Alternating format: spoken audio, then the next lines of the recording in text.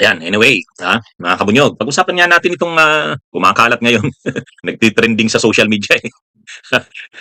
May mga netizens na nagsasuggest kay PBBM, ano, sa kay Marcos Jr. na si Lenny daw ang kuning bagong DepEd Secretary pampalit kay Sara Duterte. ha? Sige nga, pag-usapan nga natin to, pagkwentuhan nga natin to. Magandang topic ito. Habang tayo'y nagkakape, pagkwentuhan natin to live.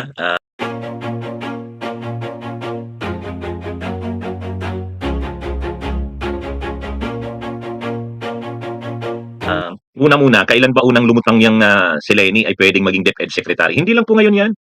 Nung mga ano pa, marami ng kapalpakan si Sara. Doon pa lang sa nung ranking ng Pilipinas sa PISA. PISA ba yon? Tama ba ako? PISA survey, yung bagsak ang Pilipinas sa rating. Sa performance rating ng mga estudyante sa iba't ibang bansa, ang layo ng ranking ng Pilipinas. So noon, marami nang nananawagan na, Sara, mag-resign ka na. Hindi ka naman talaga educator, hindi ka naman talaga bagay dyan sa Department of Education. Marami nang nagsasabi noon na si Sara, talagang walang hindi mapapaganda ang education sector dahil sa kanya. Unang-una, pag-upo pa lang ni Sara, kaagad-agad ang programa, toothbrush drill. Imagine niyo 'yan, toothbrush drill. Oh, pagkatapos bawat statement niya, bawat hayag niya, ang laman lagi DepEd Secretary yan, laging ang mensahe, anti-terrorism, red tagging, tinitira yung Alliance of Concerned Teachers nila Franz Castro, o yun, tungkol sa CPP and PA, yun ang mga Kaya, kumbaga, ang mga focuses ni Sara, anti-terrorism, red tagging, NTF-ELCAC, hindi naman bagay sa pagiging DepEd Secretary. Tapos, ang mga niya, ano pa ba yung mga unang programa ni Sara? Tanggalin daw yung mga nakasabit sa mga walls ng mga classrooms. O yun. Yun yung mga programa ni Sara. Tapos ngayon, actually, bago nag-resign si Sara, bago siya naghayag ng resignation, mayroon na yatang resort nitong panibago na namang survey. Actually, kahapon lang yata lumabas yun. Bagsak na naman ang Pilipinas talaga sa ranking. Performance ranking. Bagsak. Kahit sa yung mga basic ng English, science, math, yung performance ng mga estudyante natin ang layo. Hindi tulad ng mga panahon na ang Pilipinas ang gagaling ng mga graduate sa eskwelahan sa Pilipinas. Kaya noon pa man pinapag-resign na yan si Sara, hindi sa issue ng politika. Hindi sa issue ng politika. Sa issue lang talaga ng ma-save ang education na sector natin mula sa pagbagsak. Ang pino-float nga noon, marami na nagpo-float si Lenny. Si Lenny, magaling yan. Baka mas maganda si Lenny ang gawin ng DepEd Secretary. So, ngayon na naman, lalo na ngayon na nag-resign na si Sara at naghihintay na ang lahat. Sino ba ang magiging i-appoint ni Marcos Jr. o ni PBBM na bagong DepEd Secretary? Ayan, naglilitawan na ang mga pangalan ni nakita ko yung pangalan ni sinasuggest yung pangalan ni Doktora Carlos ba yan? Sino nga? Clarita? yung dating National Security Advisor, si Clarita Carlos. Sinasuggest na ilagay daw sa DepEd. Ano yan? Parang matandang principal. Anyway, nandyan din yung pangalan ni Carl, Balita ba yun? Sino ba yun? Yung takbong senador yun. Maraming mga pino-float na pangalan. Pero, ang talagang nakakakuha ng atensyon, yung si Lenny Robredo. Kasi trending, maraming netizens nananawagan. Lenny na ang gawing DepEd Secretary.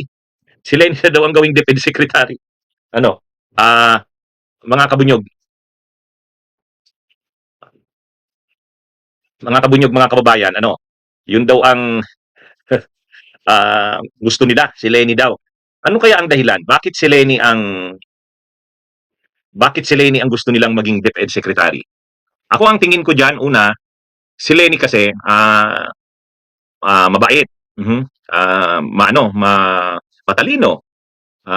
Makita naman natin yung kanyang saka yung mga advocacies niya, parang sa mga netizens at sa mga magulang siguro, sa mga teachers, nakikita nila na si Lenny ang makakapag-promote ng magandang mga values sa mga estudyante. Parang ganun, Ako tingin ko ganun eh. Ano ba yung mga magagandang values sa mga estudyante? Matalino, mabait, kabaliktaran nga ni Sara eh. Si Sara, ang mga tinuturo sa mga estudyante, parang military discipline eh. Parang military discipline. Si Lenny Robredo, hindi.